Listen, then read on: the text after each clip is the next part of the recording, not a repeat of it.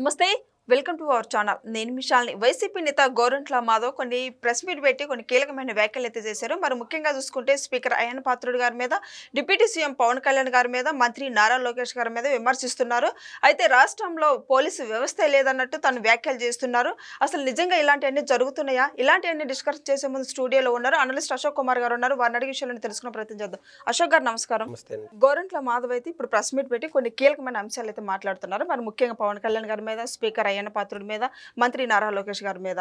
అయితే అసలు రాష్ట్రంలో పోలీసు వ్యవస్థ లేదని విమర్శిస్తున్నారు గోరంట్ల మాధవ్. అసలు ఈ వ్యాఖ్యల్ని ఎలా చూడాలి? అసలు ఆయన దేని గురించి అయినా మాట్లాడచ్చు కానీ పోలీసు వ్యవస్థ గురించి అసలు ఆయన మాట్లాడకూడదు. వాస్తవంగా ఏంటంటే ఫస్ట్ 4 నెలల నుంచి 6 నెలలు వరకు ఈ యొక్క కూటమి ప్రభుత్వం పోలీసుల నుంచి సహకారం అందక ఇబ్బందులు పడిన ఆ మాట వాస్తవం, అక్షర సత్యము. ఎందుకంటే అప్పటికి ఇక్కడ వాళ్ళకు ఏదైతే ఆ మత్తు ఉన్నదో వైసీపీఏ ప్రభుత్వంలో ఉంది, ప్రభుత్వం ఇట్లే ఉంటుంది కదా గవర్నమెంట్ అనుకొని పోలీసు వారు కూడా ఆ వ్యవహార శైలిలో ఉన్నారు. ఆ తొలి 6 నెలల్లో మనం చూస్తే ఆ శాంపుల్ ఎగ్జాంపుల్ ఏంటంటే ఈ బోర్గడ్డ అనిల్ 2 సార్లు పోలీసు వారు సహకరించారు బోర్గడ్డ అనిల్కి. ఒకసారి బిర్యానీలు తినిపించడం, బోర్గడ్డ అనిల్ ఫోన్పే చేసేయడం డబ్బులు.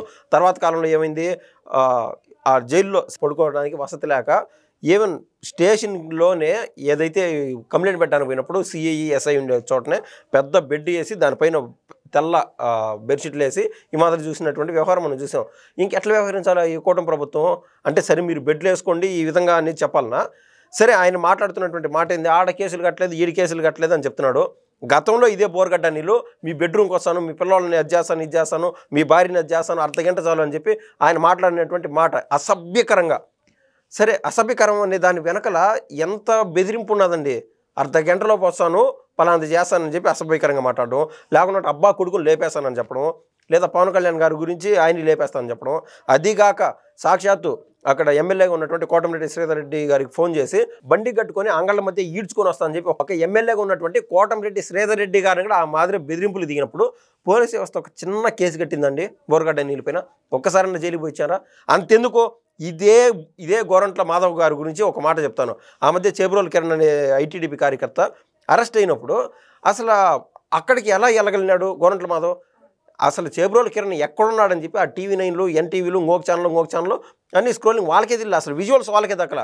అటువంటి సమయంలో కూడా ఇతను హల్చల్ చేసుకుంటా పోయి ఏది జగన్మోహన్ రెడ్డి గారి కంట్లో పడాలని చెప్పి పోయి కొట్టడానికి ట్రై చేసినప్పుడు ఆయనకి ఇన్ఫర్మేషన్ ఎవరు ఇచ్చింటారు?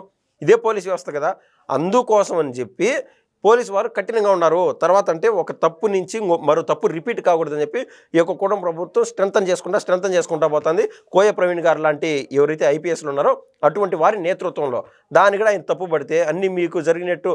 ఇప్పుడు కుప్పంలో ఏదైతే వ్యవహారం ఉంది శాంపుల్ ఎగ్జాంపుల్, దానికి దీనికి పోలీస్ వ్యవస్థ గురించి మాట్లాడినారు కాబట్టి చెప్తా. పోలీస్ వ్యవస్థ ఉంది కదా అని చెప్పి కుప్పంలో కనీసం నామినేషన్ లేకుండా యునానిమస్ చేసుకున్నటువంటి పరిస్థితి. అదే పులివెందుల ఎలక్షన్స్లో మొన్న జరిగినటువంటి జెడ్పీటీసీ ఎలక్షన్స్లో నామినేషన్లు వేశారు, ప్రశాంతంగా ఎన్నికలు జరిగినాయి కదా. సరే మీరు ఆడ రిగ్గింగ్ జరిగింది లేకుండా ఉంటే అది చేశారు, ఇది చేశారు, మమ్మల్ని ఓట్లు వేయని లేదు, ఓళ్ళు కొట్టే కావాలని ఇదంతా ఫేక్ ప్రచారం మాట్లాడుతున్నారు కదా. నామినేషన్లు అయినా సరే కుప్పంలో వేయగలిగినారా చంద్రబాబు గారి నియోజకవర్గంలో? దాన్ని బట్టి పోలీస్ వ్యవస్థ అప్పుడు ఎట్లా పనిచేసింది, ఇప్పుడు ఎట్లా పనిచేసింది, స్వేచ్ఛగా ప్రతి ఒక్కరు బయటకు వచ్చి మాట్లాడేదానికి అవకాశం కల్పించింది ఈ యొక్క పోలీస్ వ్యవస్థ. ఇంకా ఆయన చేసినటువంటి మరికొన్ని తీవ్ర వ్యాఖ్యలు ఏంటంటే, బుడ్డా రాజశేఖర్ గారు ఏదైతే మొన్న ఈ కర్నూలు దగ్గర శ్రీశైలం అటవీ ప్రాంతంలో వ్యవహార శైలి నడిపినారో తప్పు ఎవరు చేసినా తప్పే, మనమైనా ఖండించాలి, ఎవరైనా ఖండించాల్సిందే. దాన్ని బాబు గారు ఖచ్చితంగా సీరియస్గా తీసుకున్నారు. ఆయనపైన ఆల్రెడీ కేసు రిజిస్టర్ అయినది ఈ శ్రీశైలంకి సంబంధించినటువంటి ఈ బుడ్డా రాజశేఖర్ పైన, ఆయనతో పాటు జనసేన నేత పైన కూడా కేసు రిజిస్టర్ అయినది. అది పవన్ కళ్యాణ్ గారి పరిధిలోకి వస్తుంది కదా అటవీ శాఖకు సంబంధించి. పవన్ కళ్యాణ్ గారు మీరేం చర్యలు తీసుకోలేదు, అది చేయలేదంటే ఆల్రెడీ కేసు రిజిస్టర్ అయినది పవన్ కళ్యాణ్ గారు ఒకవేళ ఆయనకి ఎంత పోస్టులైనా ఉండొచ్చు, బాబు గారికి ఎంత పోస్టులైనా ఉండొచ్చు, వాళ్ళు కోర్టులు కాదు. మామూలుగా ఏంటంటే అక్కడ జరిగింది ఏదైనా జరిగిండొచ్చు, కోర్టులు నిర్ణయిస్తాయి ఎవరిది తప్పు ఎవరి తప్పు అని చెప్పి.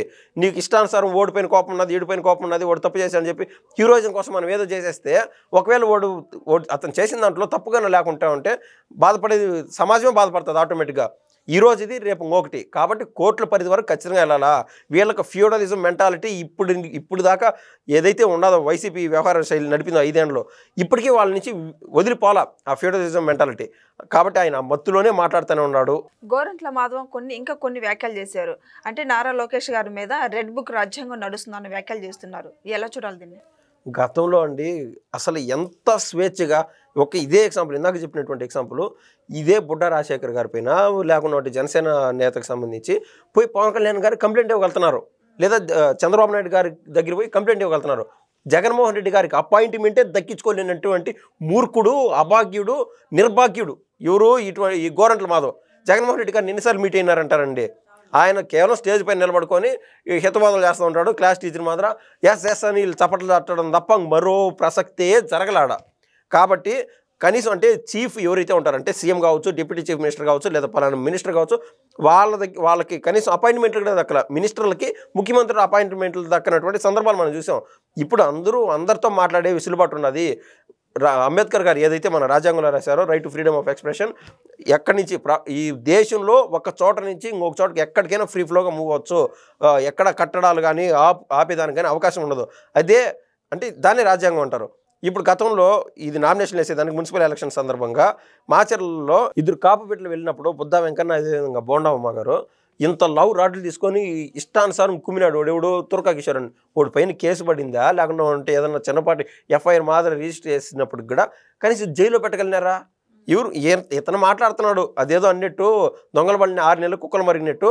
అప్పుడెప్పుడు దొంగలు పడితే ఇప్పుడు ఆ కుక్కలు వచ్చి ఇప్పుడు మరుగుతున్నాయని నేనైతే ఖచ్చితంగా చెప్పగలుగుతానండి.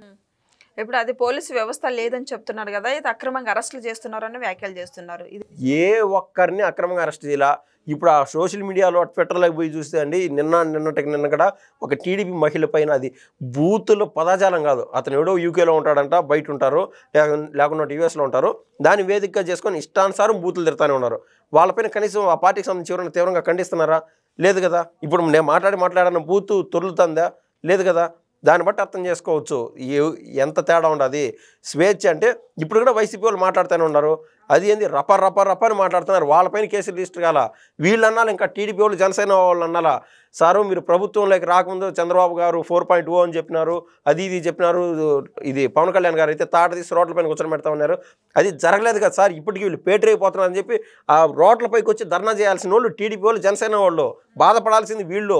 దొంగ అన్నట్లు వాళ్ళు అంటానే ఉన్నారు. అదే తేడా ఎందుకంటే భవిష్యత్తులో ఇంకా మరిన్ని కేసులు పడతాయి వాళ్ళపైన అని చెప్పి ఆ కేసు పడినప్పుడు అద్దు అక్రమ అరెస్ట్ అని చెప్పుకోవడానికి వాళ్ళకి బూచి మాదిరి కనిపిస్తుందని చెప్పి కావాలని దాన్ని ప్యాంపరింగ్ చేసుకుంటా జనాల మైండ్ సెట్ ట్యూన్ చేసుకుంటా వెళ్ళే క్రమంలో ఇటువంటి జూనియర్ ఆర్టిస్టులు మహా అంటే ఆయనకు ఒకసారి ఎంపీ అయ్యిండొచ్చు కాక అదొక జాక్పాట్. ఏంటంటే ఆయనకు కుల సమీకరణాల్లో ఆయనకు అవకాశం దొరికింది. అదే కుల సమీకరణాలు కనుక చూసుకుంటే అసలు జనరల్ కేటగిరీలోనే ఇదే కులానికి సంబంధించిన వాళ్ళని ఇది ఒక కర్నూలుకి సంబంధించి ఎంపీగా అయినారు కర్నూలు జిల్లాలో. అదే సవితమ్మ గారు ఇదే కులానికి సంబంధించిన వాళ్ళు. అది బాబు గారి యొక్క విజను. దాన్ని బట్టి అర్థం చేసుకోవచ్చు. కులాలంటే ఈయన పార్టీ మొయ్యడివే తప్పు. దండగా బట్టలు ఇప్పుకొని ఆ విధంగా సెల్ ఫోన్లో చూసినాం కదా విషయం. దారుణాతి దారుణం. అటోళ్ళని పార్టీని సస్పెండ్ చేసేయాలా.